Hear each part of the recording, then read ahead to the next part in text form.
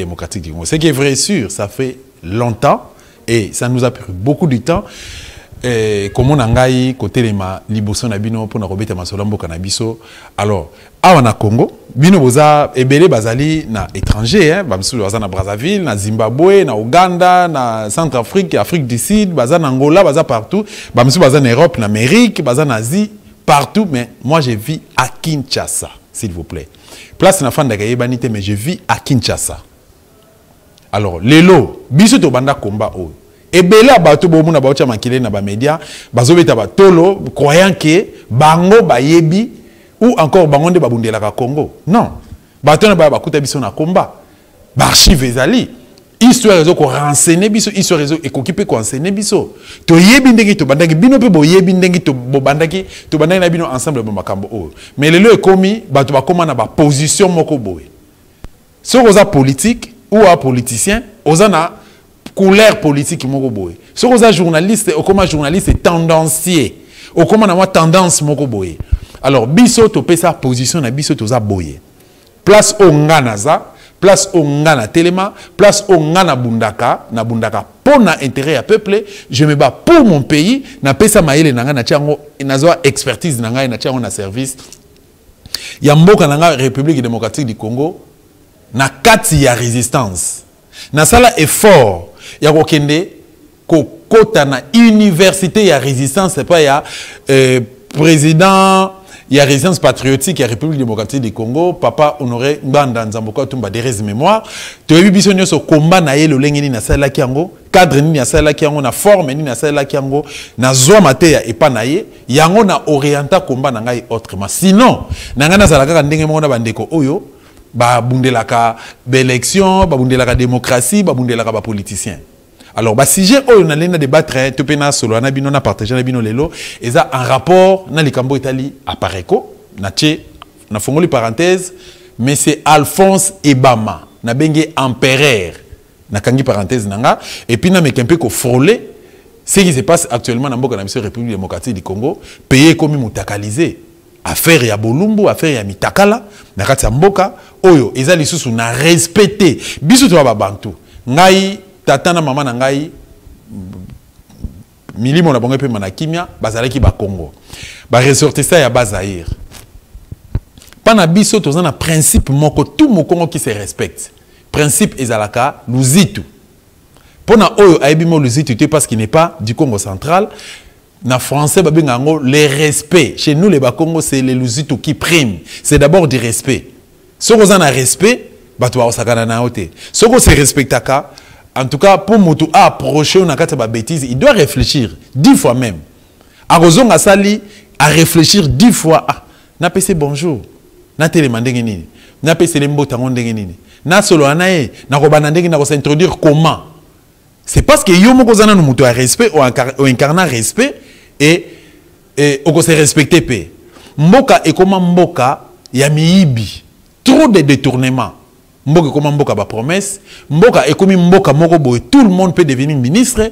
Tout le monde peut devenir mandataire. Tout le monde peut devenir député. Tout le monde peut devenir sénateur. Ou encore, tout le monde peut devenir président de la République. Netimona Tshisekedi, président de la République. Sans vision, sans expérience professionnelle, sans cahier de charges, sans projet de société, sans expérience ou la maturité politique, il va devenir président de la République.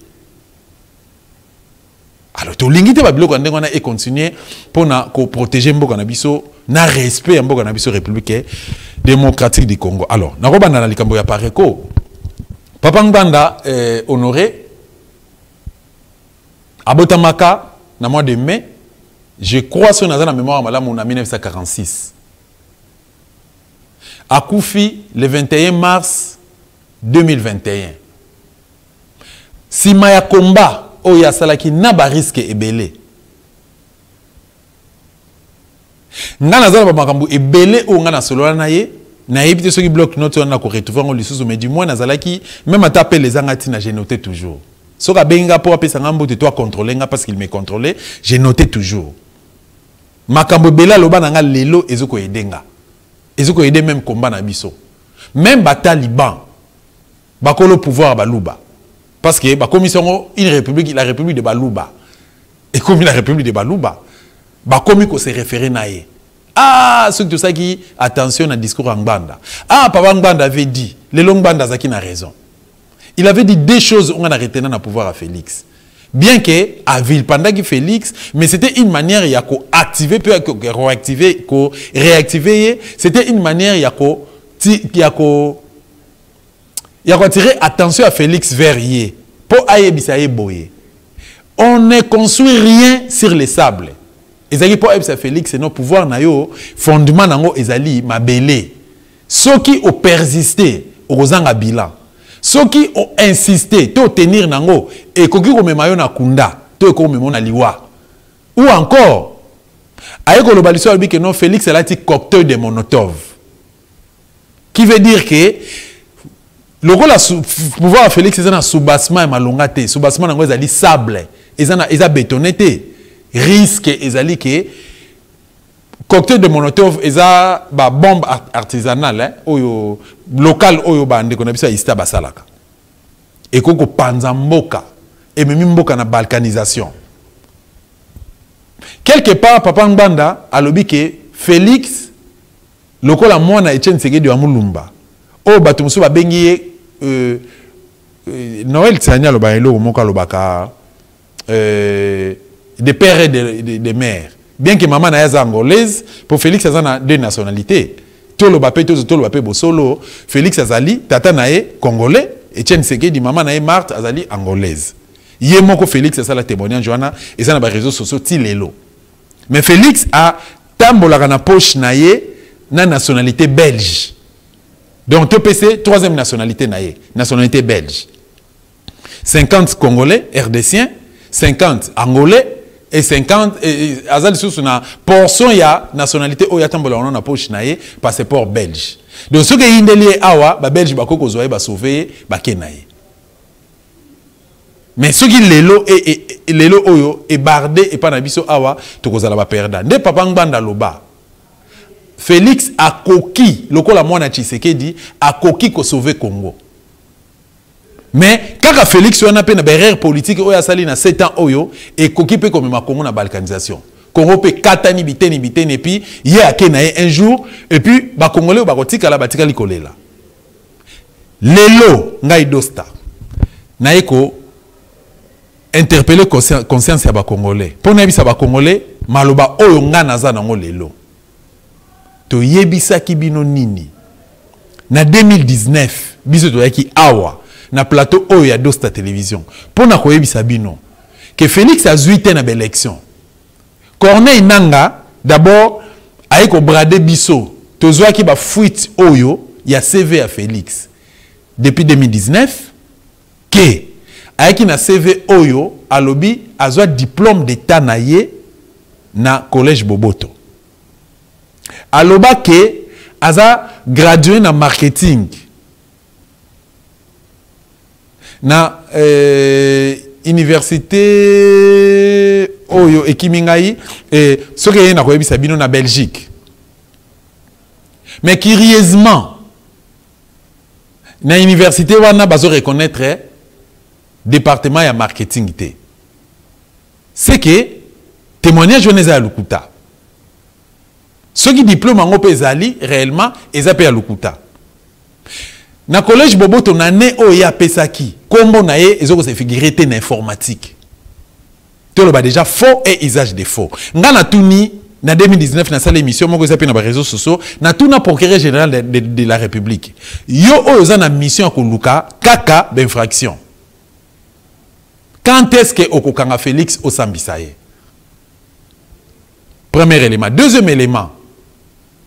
Likama nationalité balobi boye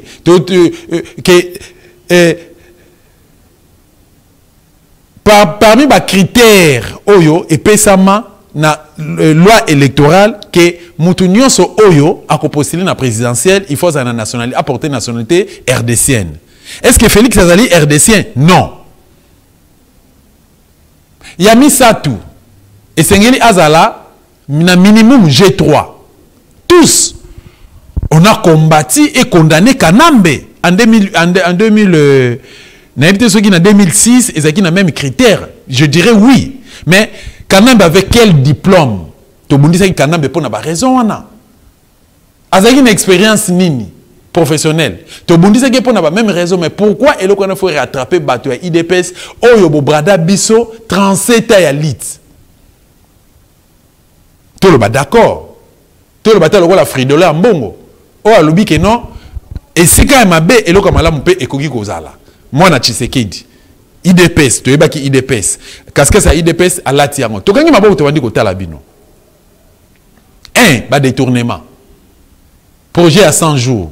600 millions de dollars et bima. Bokanga Kamere, Bokanga Jamal. Oui, Boko Bimisa Bango à un moment donné. Kamere Obo condamné à 20 ans de servitude pénale. Na miracle ni Obo Bimisa la qui est Félix Sali campagne ya Kamere à nettoyer, à laver pour Kamere lobby nango. Comme un ministre, je ne sais pas, un budget ou tout ça. Na miracle nini, oh, Mouto Bokonana qui a 20 ans de servitude pénale, a comme la liberté, Boko Misaye, à un moment donné, président de l'Assemblée nationale. Ce qui est le IDPS, ils ont rebondi ça Rwandais, soi-disant.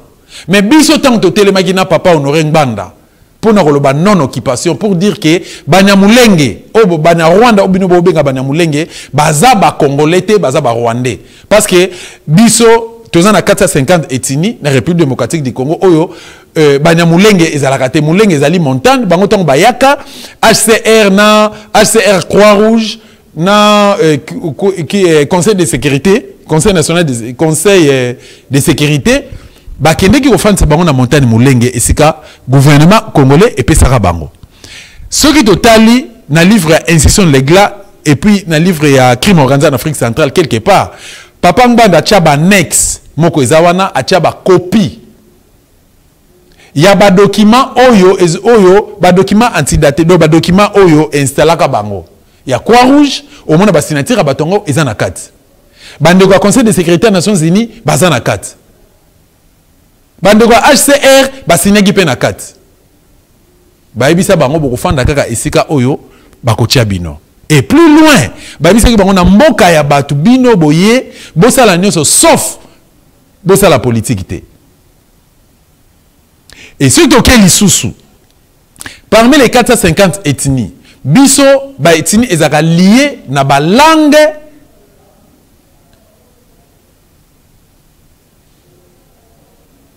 et Bétini est lié na ba langue également. On a repris cet exemple. Baluba balobaka Chiluba. Neti Moustapha Kalamba, c'est un Luba. Il parle le Chiluba. Félix, maman, papa na bangaza Muluba, balobaka Chiluba. Ba Congo, balobaka Kikongo.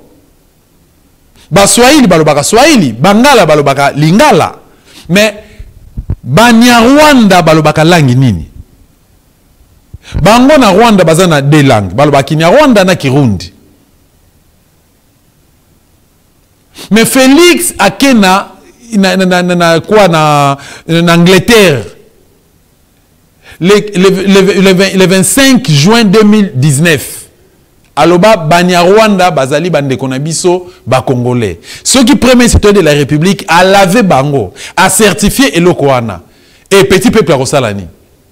Et bato bino bobengaka ba grande puissance. Oh bazo ko dominer mokili lelo.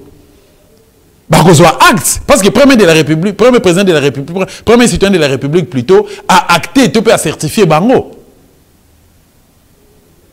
Wana biso tozo ko bundisa ba Rwandais oyo bazo ko extirper nationalité pa na biso et puis bazo ko bomba bande ko na biso na partie est kuna. Nalisungi, il y a Paul Kagame. Félix Alobi Kagame, c'est mon frère. Kagame, c'est un partenaire fiable. Et Zagi po bisoto lobani, to bisoto baksanine. S'il vous plaît, tous à la série. Mais tant que moni ke ben intérêt na bango. Et comme combattu. Tant que comme na niveau ya kolobake. Baza prêt à kobundana Congo. Kosa la guerre na Congo. D'ailleurs, le la bango bazan espace te ba prévu ba sala na mabele ya ba congolais. Tant ba yoki ke Kagame alobi ke ya rekota na Congo jour alingi er alingi Et puis Arzan a besoin de visiter pour à côté na Congo. Et tu reconnais dessous plus loin pour tout l'accès bêtise à Félix. Que à aéroport o ezana Goma. Rwanda ndé, tu peux pas Rwanda de exploiter yango. Kanambe a géré ces pays. Ngana Kanambi c'était. Na jamais na cause la même na ndoto na ozala kabiliste. Mais Atikala n'a jamais coupé sa accès na air rwandais et atterrir to e bandako sala na espace ya République démocratique du Congo. Chose oyo komaki possible na régime oyo ya Chibola Mulumba. Lelo batu bakoko loba nyonso bango bakoko loba. Félix a telemi azobunza ba Rwanda azobengana ba Rwandais. C'est bien bon. C'est bien bon. Mais quelqu'un qui partage sa vie avec une Rwandaise. Félix Salah Lambeto, on a Rwandaise. Quelle est la vraie nationalité de Denise Nyakero? Qu'on se le dise. Tous à la série.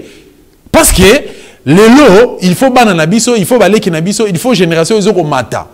Na génération oyabiso bandeko baza la ignorance. Baye ba histoire, la vraie histoire politique en mboka nabiso. Baye ba réellement ce qui se passe dans mboka nabiso. Tout se voilé sous ba fasté.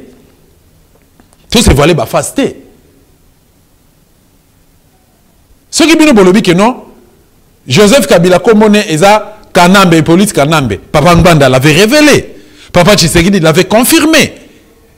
Bino mo pe boye biango lelo tozomona et bela batu ba komi ko multiplier be mission ko sala ba campagne na ba média que aza Rwandais. Oui, tolobi que binga pe na yebi que non Kanambe aza Rwandais.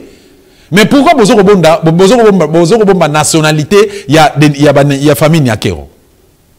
Hier, Tchakoudi, professeur Tchakoudi, en Angleterre, a révélé que non Jeannette Nyakero, abanda ko sala l'ambassade de Rwanda. Aza Rwandais on sala l'ambassade de Rwanda na Grande-Bretagne. Mais awa lelo ba komi ba congolaise.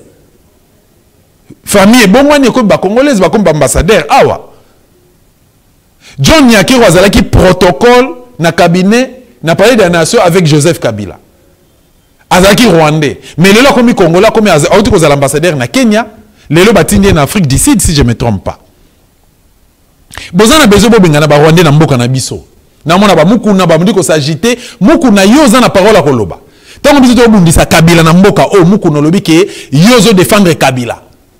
Tozo ça la pression pour ba pasteur ba ko kota na na biso ya résistance to bundisa ensemble to bundisa régime o ya 18 ans. Mukuna lobi yoza MLCT, oza IDPST. Autorité o aza établi par Nzambe yo muta mokila za na pouvoir ko bundisa yango te. Et ça verset biblique mukuna yo bimisaka yozo bosana.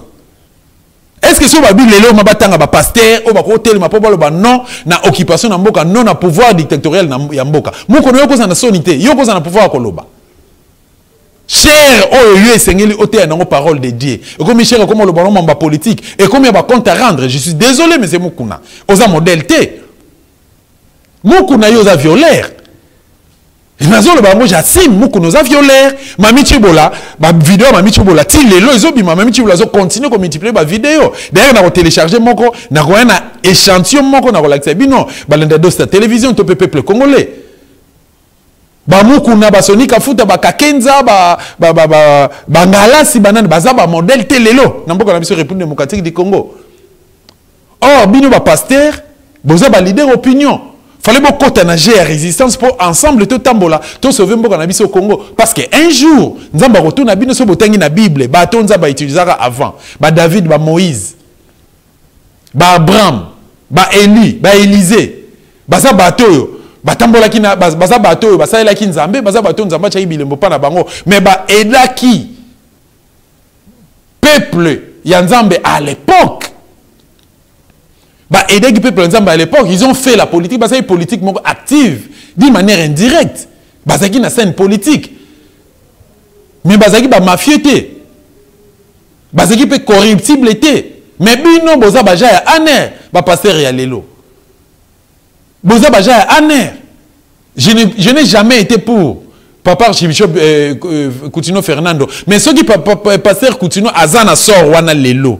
Azo passer ba situation azo passer lelo azo connaître état de santé neza et commander neza lelo ils a pour na bino complicité na bino ba pasteur Denis Lesi akinde ko voir ngona clinique nganda Denis Lessi, pasteur de prophète Denis Lessi. Akenda ko fukama. Tant ba libérer na dossier bakangela ga na ndolo.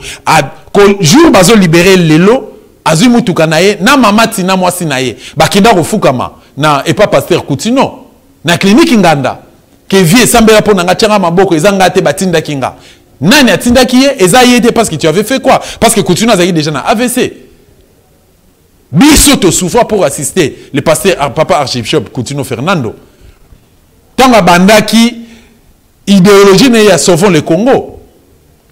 Nous étions là. Tanga zaki na prison nga dostanga nga. Nasi papa archbishop Rolanda mama mi pa Rolanda papa André kulutu nanga André Z a Rolanda pe ba yebi makambo nga nazo koloba. Ba toyo batindaki Denis Lessi ezalaki banani. Ezalaki banani. Tout le gâteau à la paix serré, tout le monde s'appelle Planzambe. Bref, pour dire simplement que ebele ya batu biso no so ba congolais sengeli to kota pour to bundela mboka na biso. Mais na tribalisme te, na sentiment te, to bundela ba individualité mais to bundela nde Congo. To bundela nde Congo. La personne qui pose problème aujourd'hui au pays s'appelle Messe Félix Antoine Tshisekedi Tshilombo. Moi na maman Marthe, il y a même Marthe plutôt. Parce que ceux qui Félix Azaki n'a réflexe, il pouvait déposer sa démission. Si ça ne marchait pas, il fallait qu'il dépose démission. Mais l'élo, tu as commis une situation où tu as traversé l'élo. Mboka est comme mboka ba détournement. Tu as l'élo, maman F Bazaïba, il paraîtrait qu'on détourné 33 millions de dollars. Mais hier, et avant-hier, Ezaki, et Constant Moutamba, 39 millions de dollars. Mais ce que Nicolas Kazadi, 250 millions de dollars. 250 millions de dollars. Winnie Bakonga. Docteur Eteni. Peter Kazadi. Vital Kamere. Pour n'attendre kaka bango. Mais nous avons régime à Bamiyibi. Régime ya Bamiyibi. Est-ce que ça régime te coupe sa bino confiance? Et ça régime au bino boko lukalisu bosenga lisu troisième mandat. To bosenga lisu que no basali remaniement bo la sepe misabi que no ba reconduire bino. Bozo lukabo chasser ba Rwandais. Mais John Nyake rautu kozala na Kenya, batindi na Afrique du Sud. So ok na Ghana okuta Janet Nyakero azakuna. So ok na Sénat okuta Sama Lukonde bino boluka ba Rwandais na opesa bino ba identité ba Rwandais. So ok na parlement okuta Vital Kamere.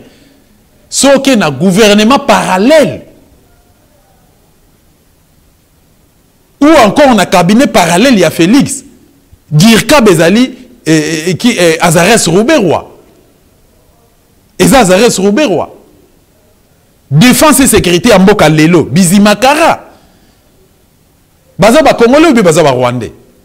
Est-ce que tu peux réfléchir pour te sauver Mboka Nabiso? Ce sont les mêmes pratiques autocondamnées qui hier, dans le régime à 18 ans. Papa Mbanda Bundela qui occupation du début à la fin. Et même na loi.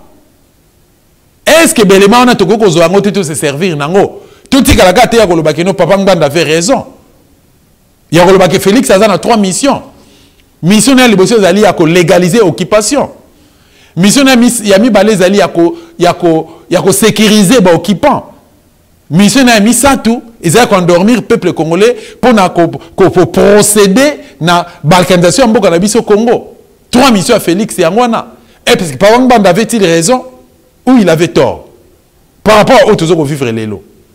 Ma promesse, incapable à causer la réforme dans la armée, incapable à causer la réforme dans la police, incapable à causer la réforme dans le service de sécurité. T'as la situation en Mboka Lelo.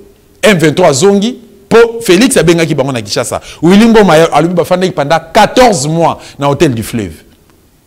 Ba vivre dans Mboka, tant ba yokanité ba ekokende. Bon, ceux qui Félix a dit que non, ngate ezaki ministre de l'Intérieur. Oui, ministre de l'Intérieur yondoza patron na ye. Asala qui démarche oyo tinda ki ye. Étant ministre de l'Intérieur à Salaki Yango, il fallait livrer la justice. Justice est kangaye. Procureur fallait kangaye sambisaye. Bozo qui n'a pas de distraction de gauche à droite, bozo la bozo qui s'aboye pendant que ma beza quelque part. Bozo siège dans le conseil des ministres, vice-ministre de l'Intérieur. C'est une Rwandaise. Premier ministre, la dame, c'est une Rwandaise. Guissaro, Alexis Guissaro, ministre des Travaux publics. Aza Rwandais.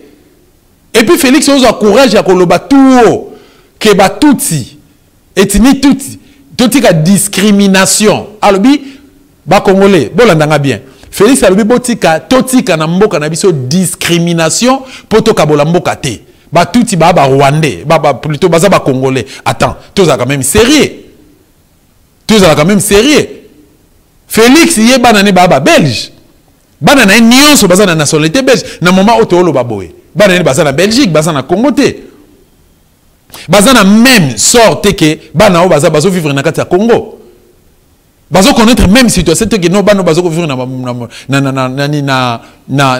mboko Congo. Le loso Congo katani mike.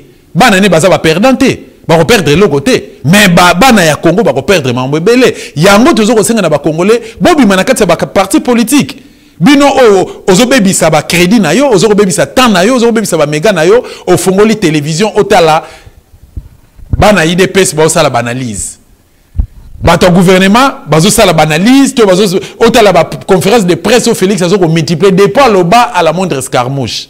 To zala quand même sérieux, to linga Congo. To linga Congo. Na mboka nini oyo ba détournement ezalaka donc mboka ezalaka de détournement à détournement donc ba mbongo ebunga na kesa l'état ezalaka ba millions de dollars s'il vous plaît armée na biso bazana logistique ya malonga te armée na biso basoda na biso logistique ya malonga ezana ngote soko tali soda congolais. Donc, l'apparence apparente, moi, pourquoi? Parce que a tenu uniforme à malonga ezate. Si tu as les policiers congolais, uniforme à malonga ezalité. Ba vivre dans conditions nini. Tambola na kan Tchatch, tambola na kan Kokolo, tambola na kan Babylone, tambola na kan Seta, kende na kan Badiadingi, kende na kan Mobutu, kende na kan Bumba na Salongo, c'était Salongo. Au moins na ba conditions nini, ba militaires na ba policiers na biso, ba vivre nango. Ndeko moko tu ko révéler ngai il y a 1 heure 2 heures du temps passé à Walobi qui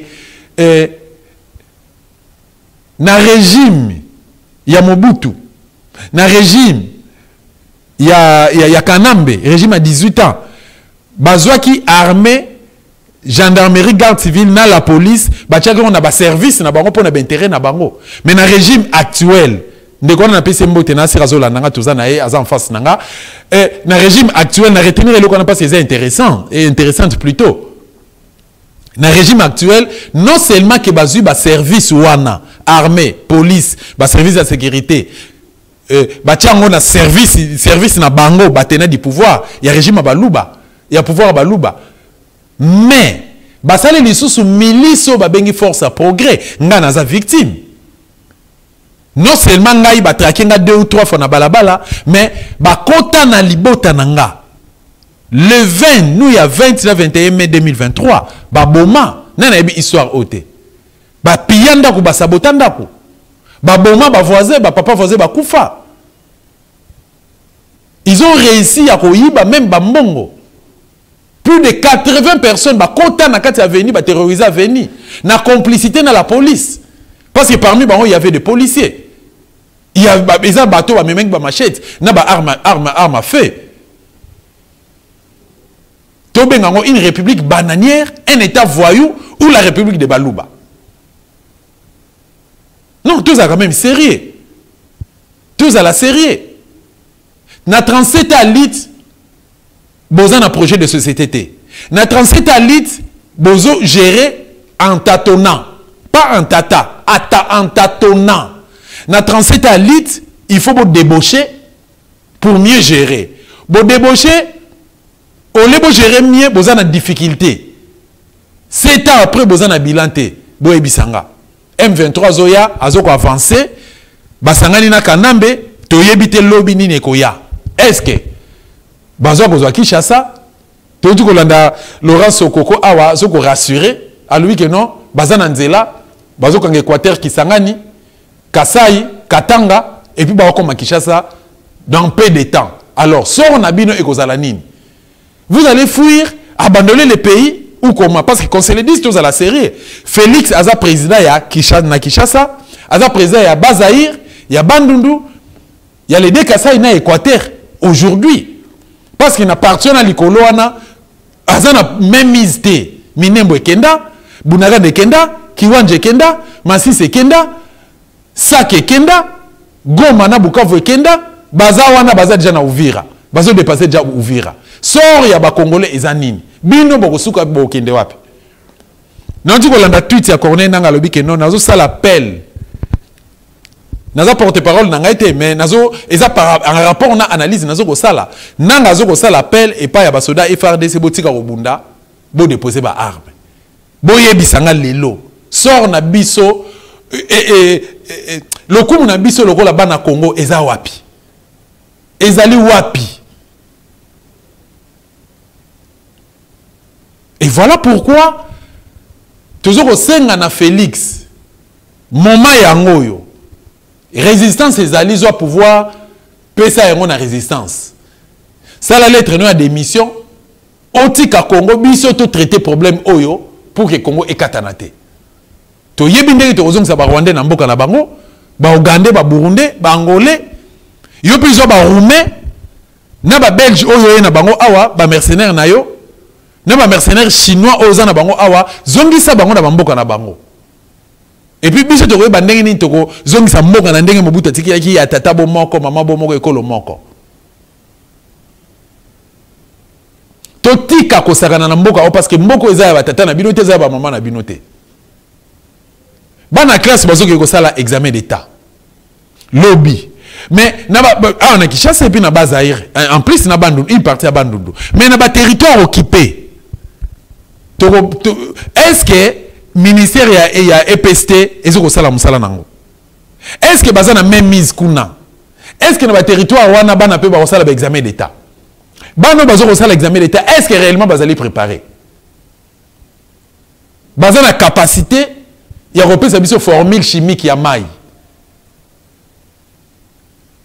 To bazana capacité. Lelo. Il y a repris sa formule ya racine carrée. Formule à racine carrée. Ouais. Pour dire simplement que arriver à Félix na pouvoir, na éducation et koufi. Na éducation et koufi. Frère Naye cousin Tony Mwamba, pendant 2 ans à gérer EPST, a détourné plus de 16 millions de dollars. Sans compter Otoyebite. To monite place justice à l'année liée.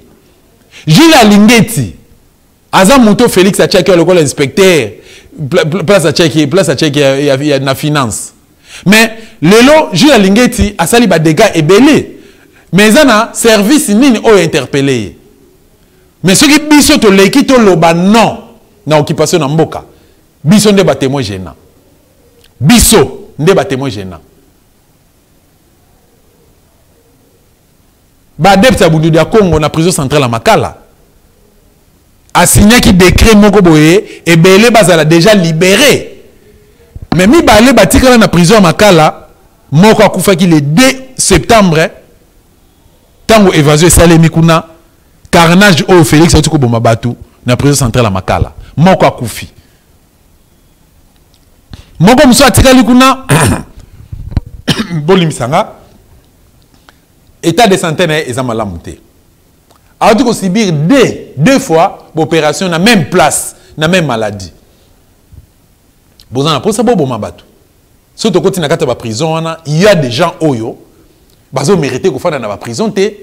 Bamsou bakanga bango, bamsou ba leva bango, bazana dossier te.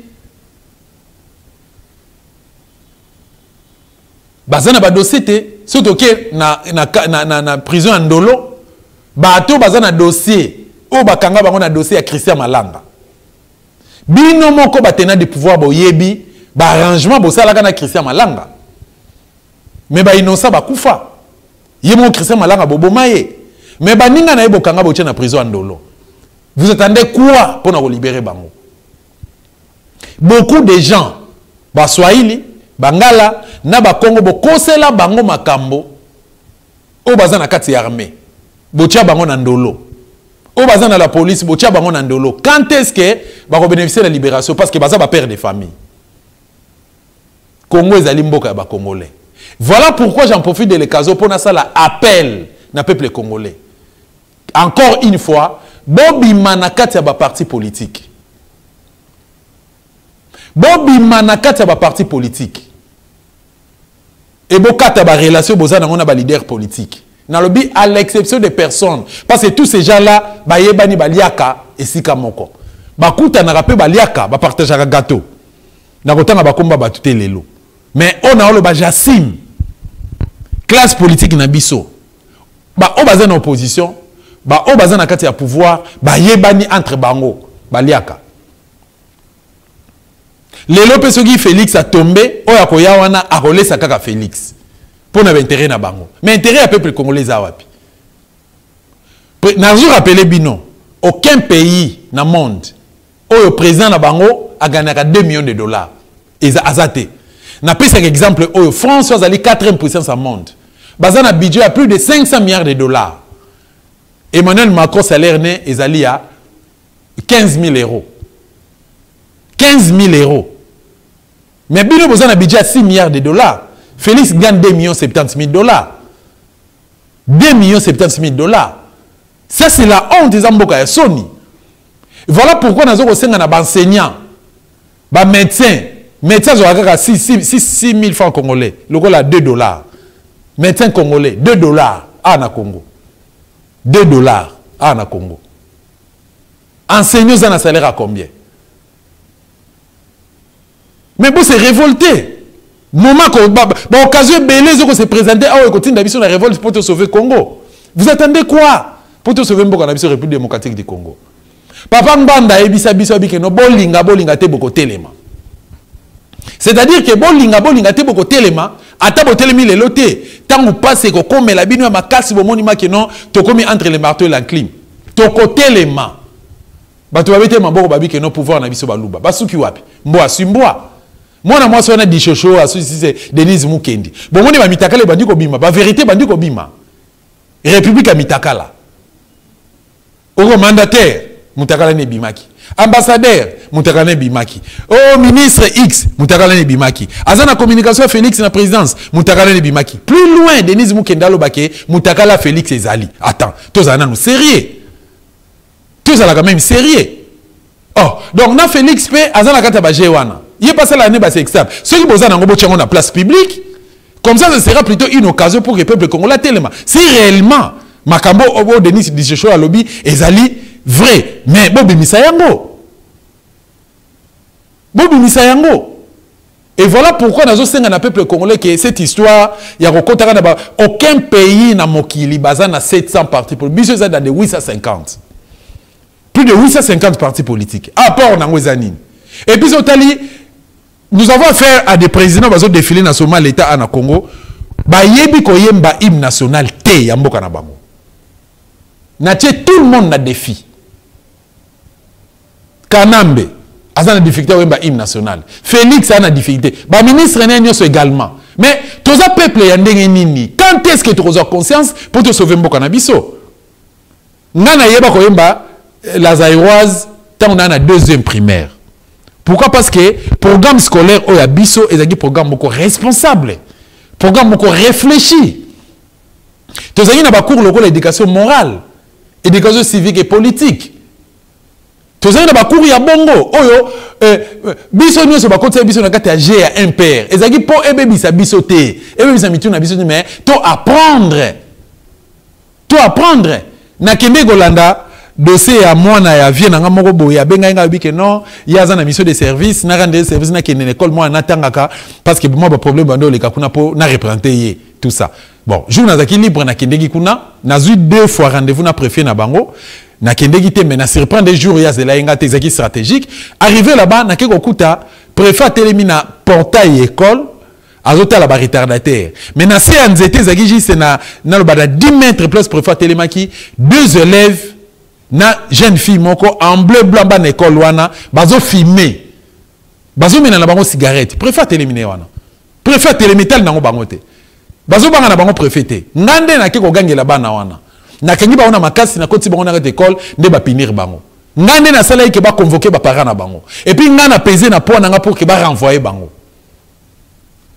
génération Félix bana ya Félix bango wana mwana mususu aza mwana magistrat militaire atanga na école catholique moko eza na cité verte si je me trompe pas Saint-Ignace na kangi mwana wana na matraque électrique na balabala azusaka nango na ba master na ye et bazosala nango ba G non na kangi na gifler ye et puis na kangi ye na sala sorte na kutana na autorité école na ye génération Félix mwana mususu ye aza semer de troubles nga peka na kangi na tika cette fois là na la police ye za chaque jour so ba bimi na 17h nzela langa na leka ngo mikolonio so ba R1 ya bundaka kaka et comment est-ce que rivalité école X na école Y semer de troubles ye pomba très élancé moulai pomba ye mais aza pe makasité na mekaki nelo moi muke na monika za ne pe makasité génération Félix pour dire que ba élément mike kotinda biso to se révolter to tellement ndenge papa nganda senga biso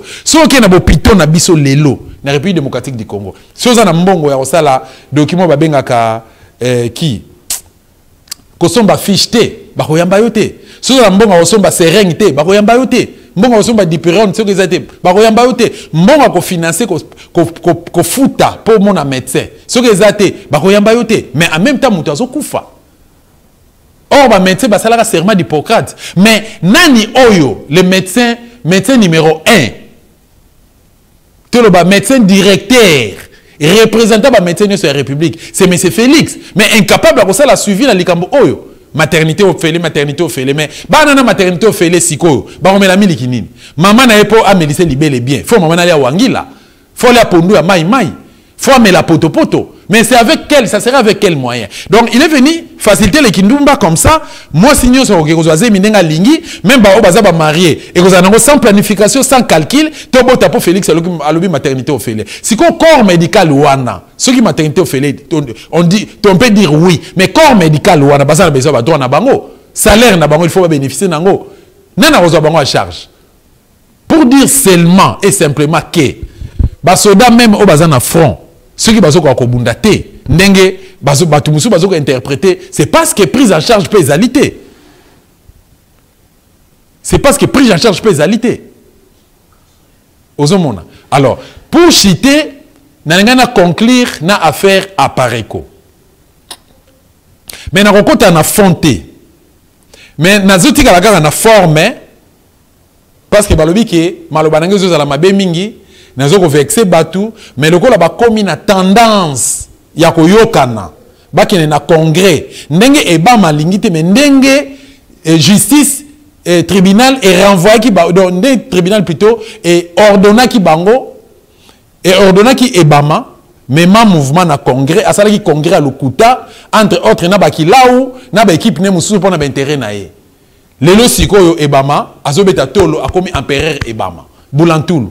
Azoke na congrès, na ba sentiment na ye, na candidat unique. Azoui candidat, azoui mon vieux, le vieux Mbikai, a Tchewana, ancien vice-président à Pareko, na contredire yété. Mais quand même, aux a moins expérience. Au travail na papa Ngbanda. Aux a parmi les 4 vice-présidents. Papa Clovis Mbikai. Mais aux a serviteur de Dieu, n'est-ce pas?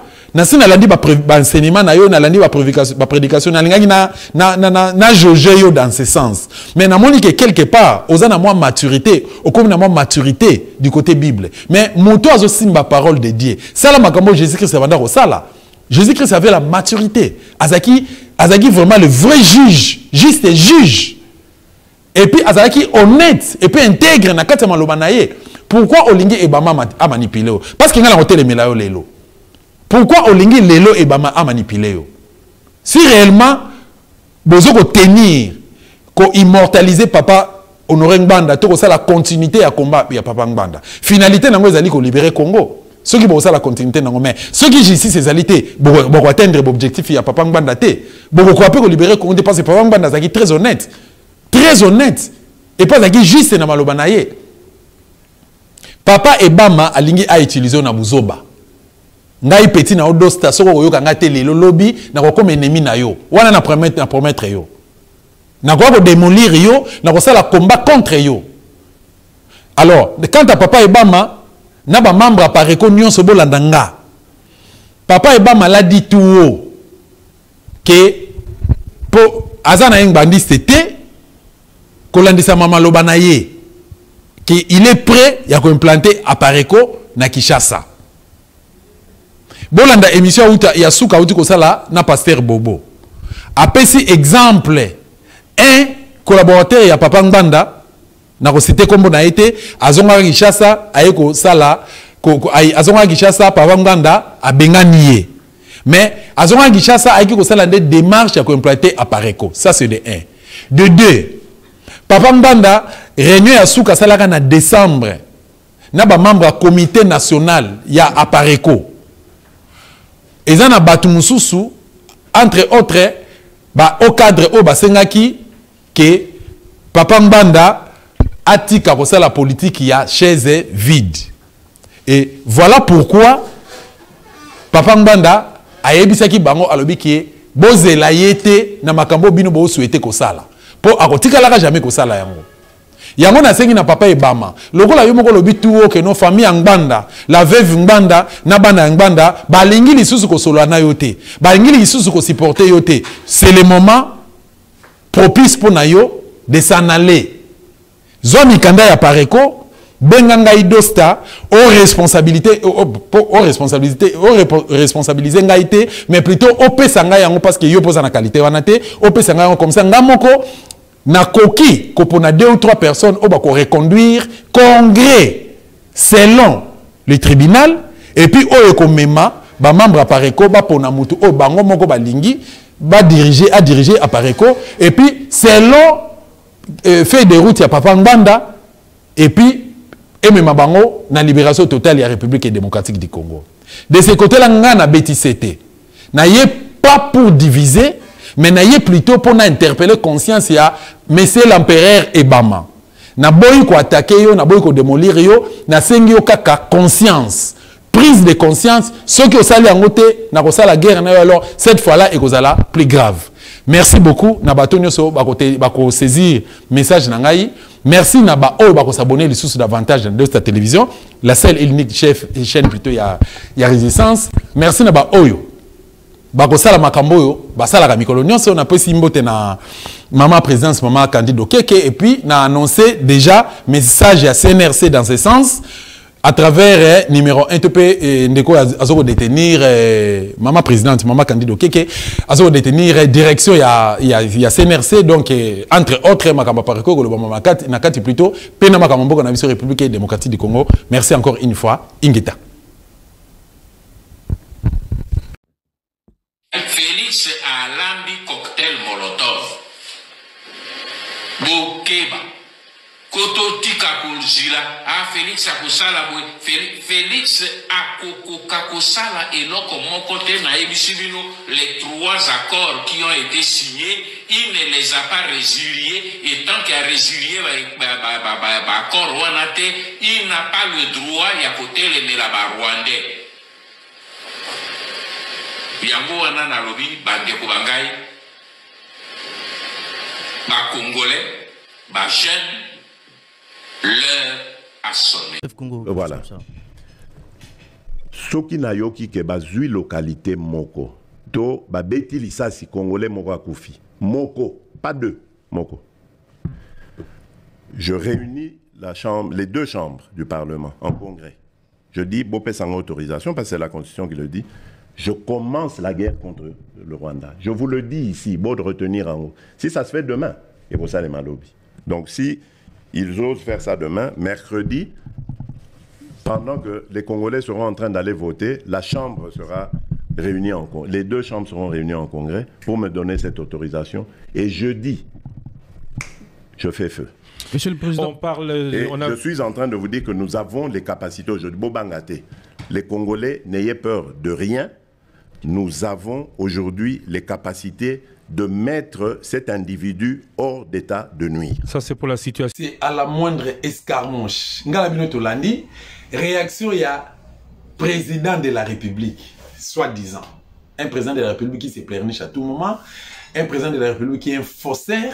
Un président de la République qui est un mensongère. Un président de la République qui sait mentir, qui ment à tout moment. Félix a lambi cocktail molotov. Bokeba. Koto tika kolzila a Félix akosala boy Félix akosala eloko moko te na yebisi bino les 3 accords qui ont été signés, il ne les a pas résiliés et tant qu'il a résilié accord wana te, il n'a pas le droit ya kotelemela ba Rwandais. Yango wana na lobi bandeko bangai ba Congolais ba jeune l'heure a sonné. Oui, mais son Banda, Félix Tshisekedi acquise les ennemis de la République en épargnant plutôt les Occidentaux. Alors que Ezali Benemi à République ne bazoko créer terreur na partie est il y a République démocratique du Congo. Qu'en pensez-vous?